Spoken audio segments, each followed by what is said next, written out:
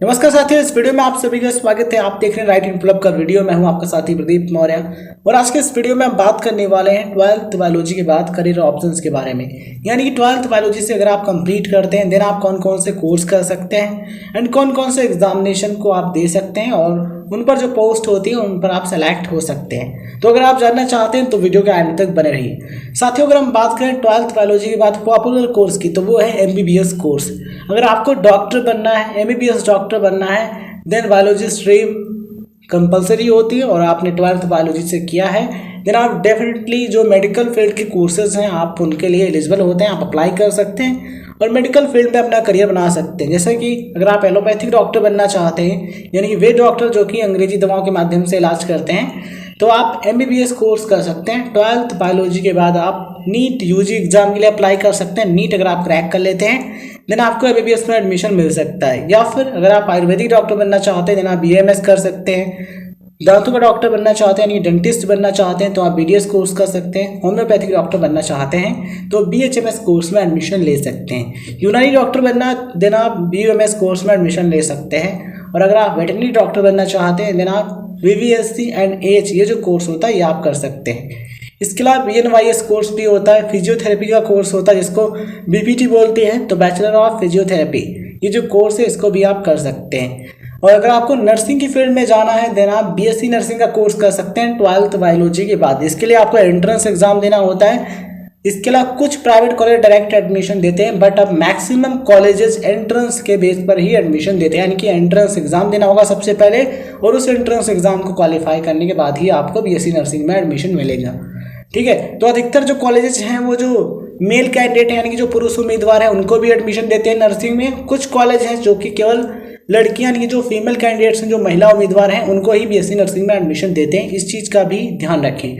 अगर हम बात करें एम्स BSc ऑनर्स नर्सिंग की तो एम्स BSc ऑनर्स नर्सिंग के लिए केवल लड़कियां यानी कि जो फीमेल कैंडिडेट्स हैं वही अप्लाई कर सकती हैं, लड़कियां अप्लाई नहीं कर सकते। बट जो अधिकतर कॉलेजेस हैं हमारे देश के नर्सिंग कॉलेज वो लड़के और लड़कियां दोनों को ही एडमिशन देते हैं BSc नर्सिंग में। तो अगर आपको नर्सिंग में जाना है देन आप BSc नर्सिंग कोर्स कर सकते हैं। 4 साल का होता है आफ्टर 12th। इसके अलावा अगर आप नॉर्मल डिग्री कोर्सेज करना चाहते हैं देन आप BSc बायोलॉजी कर सकते हैं या फिर जूलॉजी कर सकते हैं, केमिस्ट्री या फिर फिजिक्स में BSc कर सकते हैं और उसके बाद आप MSc भी कर सकते हैं। या फिर 12th बायोलॉजी के बाद डायरेक्ट इंटीग्रेटेड MSc जो कोर्स होता है ये आप कर सकते हैं। और अगर आपको फार्मेसी की फील्ड में जाना है, डिप्लोमा करना है देन आप D फार्मा कर सकते हैं। डिग्री करनी है देन आप B फार्मा कर सकते हैं। 12th बायोलॉजी के बाद आप 4 साल का B फार्मा कर सकते हैं। 2 साल का कोर्स करना है देन आप D फार्मा कर सकते हैं। अगर आपको पैरामेडिकल फील्ड में अपना करियर बनाना है देन आप BMLT कोर्स कर सकते हैं या फिर BOT कोर्स होता है ये कर सकते हैं। BBA कोर्स जो होता है इसमें भी आप एडमिशन ले सकते हैं। अगर आपको लॉ के फील्ड में जाना है देन आप LLB जो कोर्स होता है इसको भी आप कर सकते हैं। इसके अलावा मीडिया जर्नलिज्म कोर्सेज हैं इनको भी आप कर सकते हैं। CA का जो कोर्स होता है इसको भी आप कर सकते हैं 12th बायोलॉजी के बाद या फिर ग्रेजुएशन करने के बाद। कंपनी सेक्रेटरी का कोर्स होता है इसके लिए भी आप एलिजिबल होते हैं। ठीक है, मतलब कि कई सारे जो कोर्सेज हैं जिनमें आप एडमिशन ले सकते हैं 12th बायोलॉजी के बाद। अब हम बात कर लेते हैं कौन कौन से जो गवर्नमेंट एग्जाम हैं जिनके लिए आप 12th के बाद अप्लाई कर सकते हैं। देन हम आपको बताते हैं कि कौन कौन से जो गवर्नमेंट जॉब्स हैं जिनको आप 12th बायोलॉजी के बाद ग्रेजुएशन करके अप्लाई कर सकते हैं।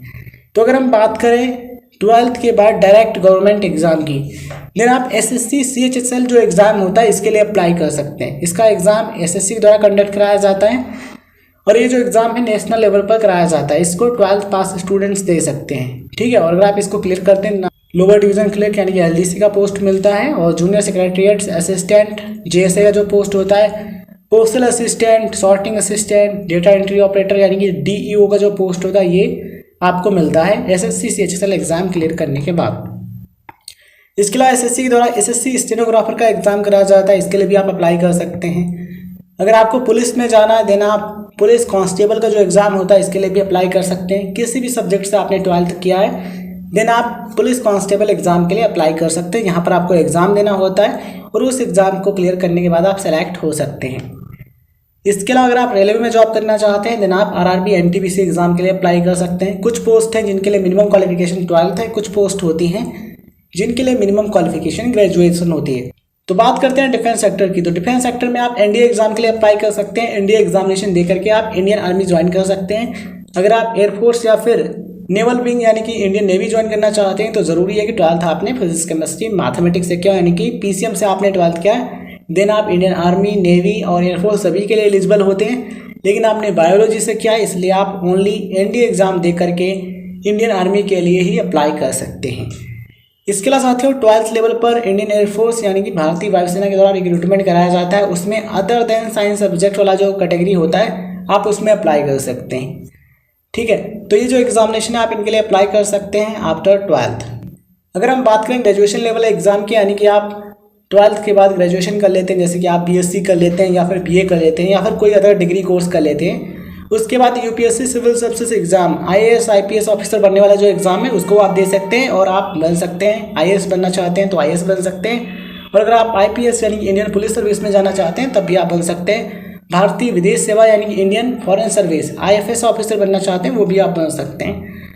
तो 12th के बाद आप ग्रेजुएशन करेंगे, ग्रेजुएशन के बाद आप यूपीएससी सिविल सर्विस एग्जाम इसको भी दे सकते हैं। स्टेट पीसीएस यानी कि राज्य के स्तर पर जो सिविल सर्विस एग्जाम कराया जाता है जिसको स्टेट पीसीएस के नाम से जानते हैं, आप उसके लिए भी अप्लाई कर सकते हैं। डीएसपी या फिर एसडीएम भी बन सकते हैं, और यूपीएससी क्लियर करके आप डीएम या फिर एसपी भी बन सकते हैं। ठीक है, तो ये भी ऑप्शन आपके पास रहता है। पुलिस में जाना है, सब इंस्पेक्टर यानी कि दरोगा बनना है तो 12th बायोलॉजी के बाद आप बीएससी कर सकते हैं या फिर बीए कर सकते हैं, उसके बाद अप्लाई कर सकते हैं। बैंक मैनेजर बनना देना आप बैंकिंग की फील्ड में एसबीआई पीओ या फिर आईबीपीएस पीओ के लिए अप्लाई कर सकते हैं ग्रेजुएशन के बाद।